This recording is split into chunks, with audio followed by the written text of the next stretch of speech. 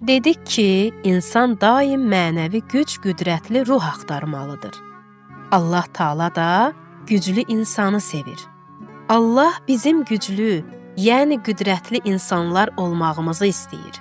Məsələn, hazırda Əbu Abdullah İmam Hüseyn əleyhissalam ilə bizim aramızda yaranan münasibətin əsas hissəsi İmam Hüseynin izzətli və güclü, yəni qüdrətli olmasıdır.